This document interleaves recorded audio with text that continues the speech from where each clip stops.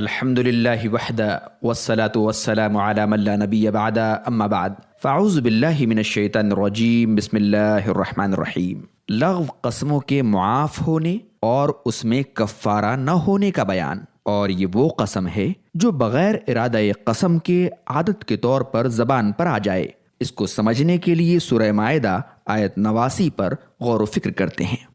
لا يؤاخذكم الله باللغو في أيمانكم ولكن يؤاخذكم بما عقدتم الأيمان فكفارته إطعام 10 مساكين من أوسط ما تطعمون أهليكم أو كسوتهم أو تحرير رقبة فمن لم يجد فصيام 3 أيام ذلك كفارة أيمانكم إذا حلفتم واحفظوا أيمانكم كذلك يبين الله لكم آياته لعلكم تشكرون۔ اللہ تعالیٰ تمہاری بے مقصد قسموں پر تمہارا مواخذہ نہیں کرے گا، لیکن جن قسموں کے مطابق تمہارا ارادہ پختہ ہوگا ان پر تمہارا مواخذہ کرے گا۔ پس ایسی قسم کا کفارہ 10 مسکینوں کو کھانا کھلانا ہے، ویسا ہی مناسب کھانا جو تم اپنے بال بچوں کو کھلاتے ہو، یا انہیں پہننے کے کپڑے دینا ہے، یا ایک گردن یعنی غلام یا لونڈی آزاد کرنا ہے۔ اور جسے ان میں سے کوئی میسر نہ ہو وہ 3 دن روزے رکھے گا۔ اگر تم قسم کھا لو تو یہ تمہاری قسموں کا کفارہ ہے، اور اپنی قسموں کی حفاظت کرو۔ اللہ اسی طرح تمہارے لیے اپنی آیتیں کھول کر بیان کرتا ہے، شاید کہ تم شکر ادا کرو۔ ابن جریر نے ابن عباس رضی اللہ عنہما سے روایت کی ہے کہ جب آیت یا ایھا الذین آمنوا لا تحرموا طیبات ما احل اللہ لکم نازل ہوئی تو جن صحابہ اکرام نے اپنے لیے عورت اور گوشت کو حرام بنا لیا تھا، انہوں نے رسول اللہ صلی اللہ علیہ وسلم سے پوچھا کہ ہم لوگ اس بارے میں اپنی قسموں کا کیا کریں؟ تو اللہ نے یہ آیت نازل فرمائی اور لغو قسم اور دل سے کھائی ہوئی قسم کا حکم بیان فرمایا۔ یہ آیت دلیل ہے کہ لغو قسم پر اللہ تعالی مواخذہ نہیں کرے گا اور نہ ہی اس کا کفارہ ہے۔ لغو قسم وہ ہے جسے آدمی بغیر کسی نیت کے یوں ہی زبان پر بطور عادت لاتا رہتا ہے، جیسے کوئی کہے اللہ کی قسم، رب کی قسم، اپنے پیدا کرنے والے کی قسم۔ اس کی کوئی نیت نہیں ہوتی، لیکن اگر کوئی شخص کسی بات پر دل کی نیت کے ساتھ قسم کھاتا ہے اور اسے پوری نہیں کرتا تو اسے اس کا کفارہ ادا کرنا ہوگا، جیسا کہ قرآن کریم میں اس کی تفصیل بیان کی گئی ہے۔ 10 مسکینوں کو کھانا کھلانے کی تحدید کے بارے میں صحابہ اور تابعین کے کئی اقوال ہیں۔ علی بن ابی طالب رضی اللہ عنہ کا قول ہے کہ دوپہر اور رات دونوں وقت کا کھانا کھلانا ہوگا۔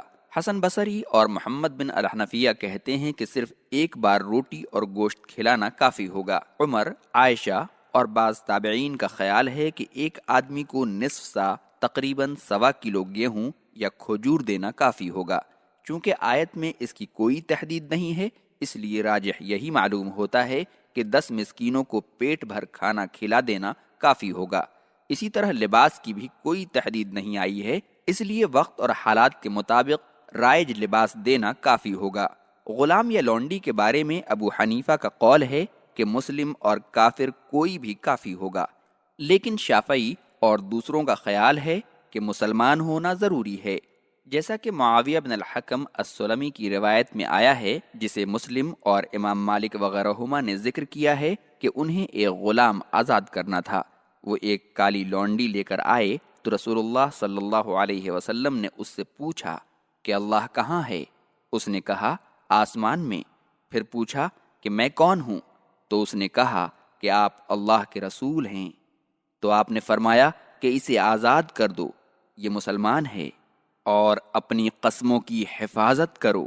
اس میں دلیل ہے کہ قسم نہ توڑنا افضل ہے، الا یہ کہ قسم توڑ دینے میں کوئی زیادہ بڑی بھلائی ہو۔ بہرحال یہ بات واضح ہو گئی کہ لغو قسم جس کا کفارہ اور مواخذہ نہیں وہ ہے کہ انسان اپنے طور پر کسی بات کو سچ جانتے ہوئے کھا لیتا ہے، درحالے کہ واقعہ اس کے برعکس ہوتا ہے، یا وہ قسم ہے جو بغیر ارادہ قسم کے عادت کے طور پر زبان پر جاری ہو جائے۔ حضرت ابو ہریرہ رضی اللہ عنہ سے روایت ہے رسول اللہ صلی اللہ علیہ وسلم نے فرمایا، تم میں سے کسی شخص کا اپنے گھر والوں کے بارے میں قسم کھا کر اس پر اڑے رہنا اللہ کے یہاں اس کے لیے اس بات سے زیادہ گناہ کا باعث ہے کہ وہ اس قسم کا کفارہ ادا کر دے جو اللہ نے اس پر فرض کیا ہے۔ بخاری و مسلم۔ ریاض الصالحین حدیث نمبر 1720۔ یلج لام پر زبر اور جیم پر تشدید، یعنی قسم پر اڑے رہے اور قسم توڑ کر کفارہ ادا نہ کرے۔ آثمو سا کے ساتھ زیادہ گناہ گار۔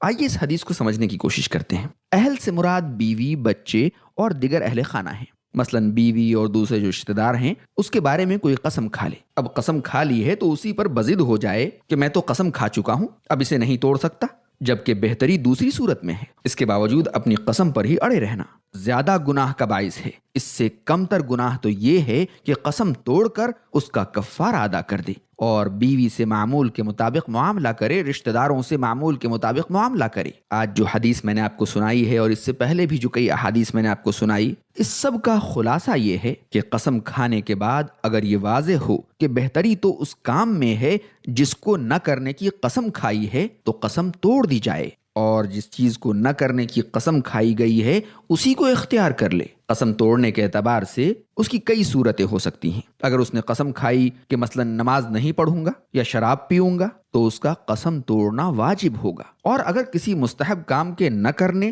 یا کسی ناپسندیدہ کام کے کرنے پر قسم کھائی ہے تو قسم کا توڑنا مستحب ہوگا۔ اسی طرح کسی مباح کام کے نہ کرنے پر قسم کھا لے تو قسم کا توڑنا بھی مباح ہوگا۔ دوسری اہم بات یہ کہ قسم کا کفارہ ادا کرنا ضروری ہے۔ یہ 10 مسکینوں کو اوسط درجے کا کھانا کھلانا یا ان کو لباس پہنانا یا ایک گردن آزاد کرنا ہے۔ اگر اس کی طاقت نہ ہو تو پھر 3 دن کے روزے رکھنا ہے۔ اب سوال یہ پیدا ہوتا ہے کہ کفارہ پہلے ادا کرے اور بعد میں کام کرے جس پر قسم کھائی تھی، یا کفارہ کام کرنے کے بعد ادا کرے۔ جمہور علماء پہلی رائے کے قائل ہیں اور الفاظ حدیث بھی اسی کی تائید کرتے ہیں۔ تیسری بات یہ کہ اس بات کے واضح ہو جانے کے بعد بھی کہ جس چیز پر قسم کھائی گئی ہے وہ بہتر نہیں ہے بلکہ اس کام کو کرنا بہتر ہے جس کو نہ کرنے کی قسم کھائی گئی ہے، تو اس کی اس حرکت، اس عمل سے اللہ کے نزدیک وہ زیادہ گناہ گار ہوگا۔ اگر اس کو یہ ڈر ستا رہا ہے کہ قسم کا توڑنا گناہ ہے تو اللہ کے رسول صلی اللہ علیہ وسلم کی معرفت ہمیں یہ خبر ملی کہ اس قسم کا نہ توڑنا گناہ ہے، اور جب قسم کا کفارہ ادا کر دیا گیا اچھی چیز کے لیے، بھلائی کے لیے، تو یقینی طور سے اللہ ثواب پر بھی قدرت رکھتا ہے اور ہمیں معاف کرنے پر بھی قدرت رکھتا ہے۔ اس حدیث سے متعلق چوتھی سب سے اہم بات یہ کہ نبی کریم صلی اللہ علیہ وسلم کا طریقہ یہی ہے کہ قسم پر اڑنے کے بجائے بہتر پہلو کو اختیار کیا جائے۔